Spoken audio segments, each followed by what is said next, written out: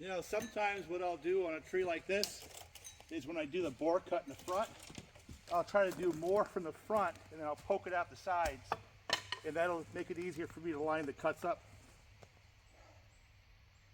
Yeah, this is going to be a problem. We'll see. See what we got.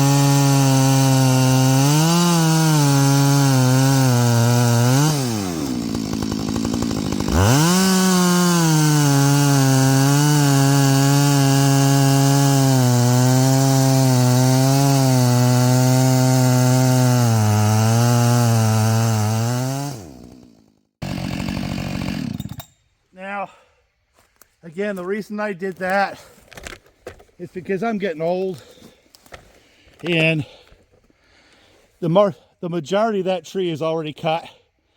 So what I'll do is I'll poke in from where I broke out the side, and I'll finish the hinge to get the hinge where I want it. And then I'll go from the other side, just wind my way around, release the tree.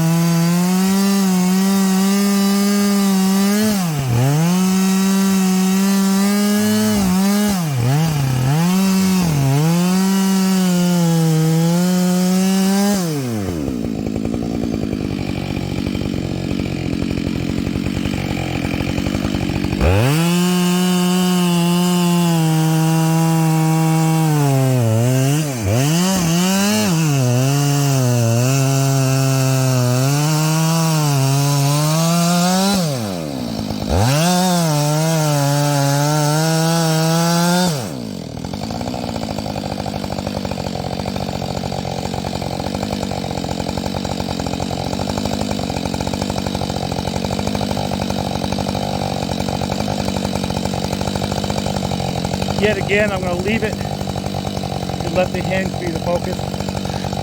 That's a lot of tree right there.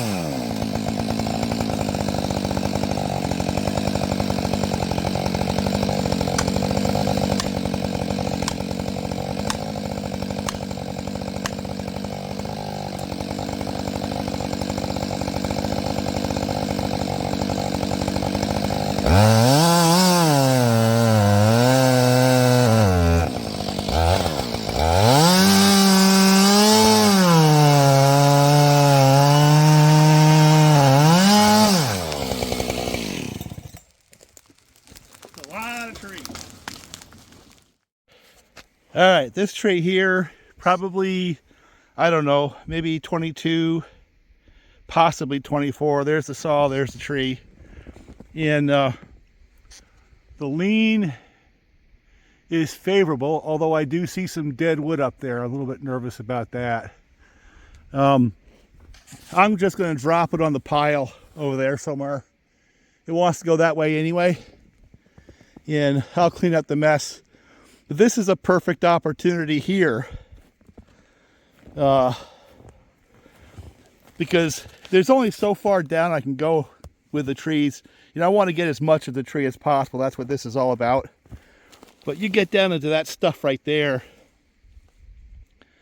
Nah, yeah, I just assume leave some of that behind. Now it's a little bit uphill, so I got to move some snow away. I do have a little root flare I can work with. Now there's another reason for the steep face angle on a tree like that. Well, it's going to fall, and that little root flare is going to be underneath the freaking tree. So if I can use some of that root flare for hinge and cut it off during the felling operation, that means when it's on the ground where I can't deal with it, it doesn't matter because it's already been cut. Now this tree here, I'm going to cut a little more in because I need a little bit more hinge width, I think, even though it's a favorable lean. Yeah, I see some stuff that wants to drop on me. Right there's a little one. So I'm going to do that. I'll bore cut from the side. And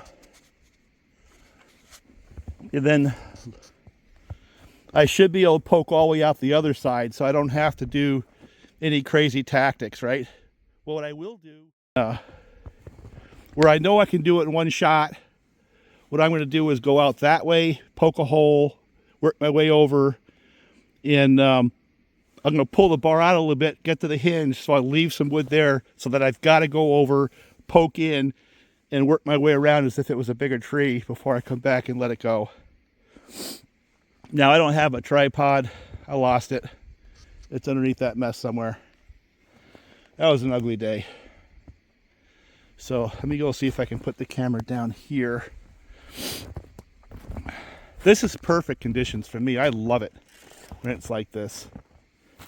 Let me see if I can put the camera right here. And I think I can just let the hinge do his deal. I think it's going to break. That last tree I did was brittle enough. I think this is going to be of the same ilk. And get my axe and my wedge out of the way. And let's see if we can get this on fire this morning.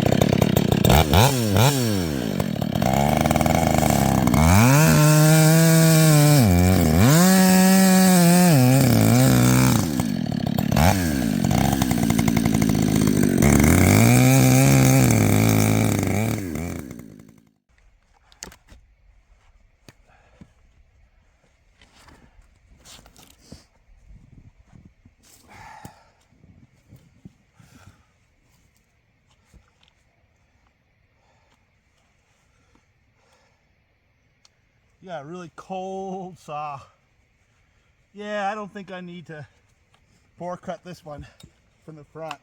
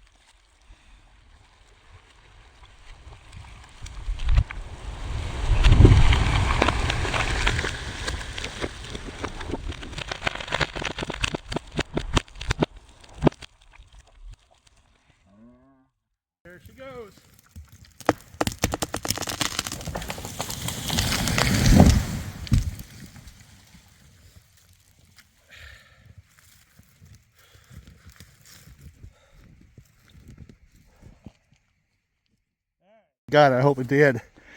Now look at that. See how it's face down on the snow? I couldn't get to that root flare if I wanted to. And now I don't have to because I've already cut it.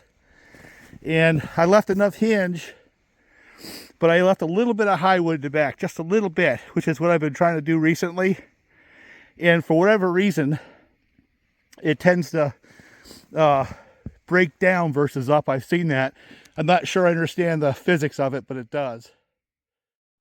So while I'm pontificating, I just want to add one more little detail.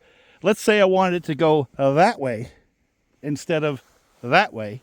Could have done it. Absolutely could have done it with this tree.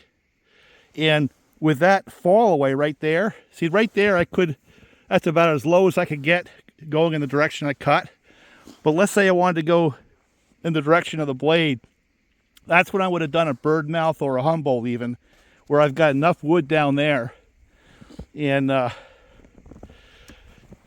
whole game here is to get as much of that tree as possible to the landing so that the log buyer can decide how much he wants to buy, right? And when I do those face cuts like I just did, where I come almost straight down, I really don't get into the meat of the tree much at all. Sometimes, like the last tree I did, I don't even get into the tree at all. It was literally a drop of vector down the side of the tree, and that's the angle I cut. So the hinge is out of the money wood. I don't know if that makes any sense, but it does to me. So let me finish trimming off these little root flares right here, and then I'll go break the log out, and then I'll drag it up the hill. Call it a video.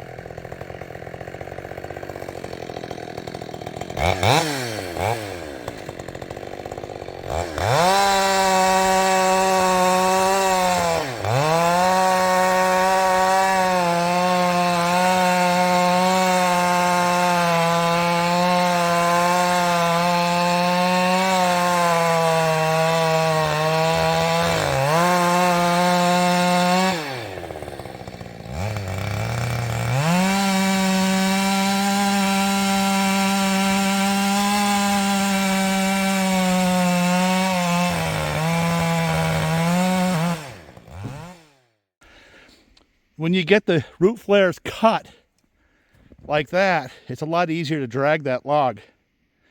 And that's something I've learned the hard way this last couple of years. Now there's another thing about this log. Again, it was not a tapped log, and you got to clean them up for the log buyer. You know, well, I started seeing, you know, this dark stuff. So I knew somewhere there was going to be a problem. And you can see it right there. See it? So there's a section of this log that has a bad heart. But there's also a section up there. See where it's solid again? Probably from the top of that to there is probably an 8-foot section, which is a saleable log.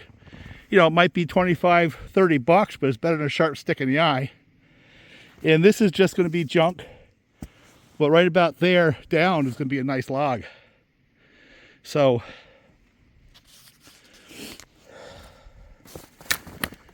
I think that pretty much covers it for me. You know, I wanted to kind of make the point that using the right size bar for me, again, everybody does it different. You know, I'm not an expert, but getting the root flares cut and doing it while I'm felling, yeah, I could possibly argue that I put more chips on the ground felling than I need to, but they also can say I put less chips on the ground on cleanup afterwards if I do the that phase cut. And also if I'm going straight down the tree, if I can, sometimes I can't. The root flares give you that chance. That gives me a hinge, which obviously is strong enough, right, in these maples, and keeps me from destroying more of the wood down there. And this tree right here is not the best, but you know, who knows? I might have saved maybe a foot, 2 feet of a tree. And if you add that up over 100 trees, there's 100 feet. You know, sometimes they work out like the other trees did, sometimes they don't. But my modus operandi is to try. See another tree right there I can take down, but I need to get out of here. So let me get this one on the hook, and I will chat with you later. You notice how that thing sorted itself out? It didn't want to run at all. And then once it started retuning itself, that's auto tune. A little pain in the ass. But by the time I was done doing the felling, actually, it came right around. And then by the time I was doing the cleanup in the log, it was running pretty good. But that's why I do the 28 now versus the 20, because it saves me that whole mess of trying to figure out how to minimize the amount of time I spend on that back cut, because I poke right through. Work my way to the hinge, and I don't have to worry about it again. You know what I'm saying? It's a lot more efficient. So, couple little points. Usually don't go from the small end, because oftentimes it'll pull the chain right off the log. But I cut back here a little bit, so I had a little bit of a flare to work with. And the other thing is, on my skidder winch, I put that as close to the hook as possible, that I've got that tail to where I can pull it up and hook it onto the back of the winch and get a little lift.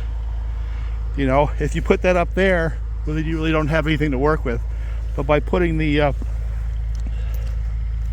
hitch right there, I've got that whole tail where I can hook it onto the winch. And I guess I could have gone straight that way, but tractor was right there. So let's see what happens. Let me get back out of the way.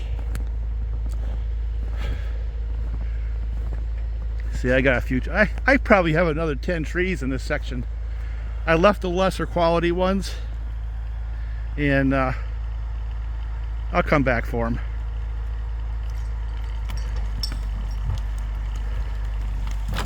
See if it pulls up over that branch.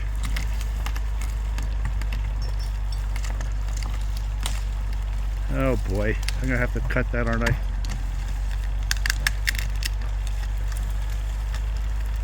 Maybe. Oh, got it.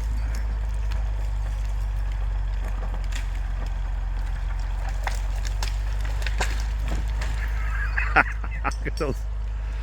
That's how you clear your woods. But see what I'm saying? Now where it is now I have the tail that I can hook up over the winch and drive away with it.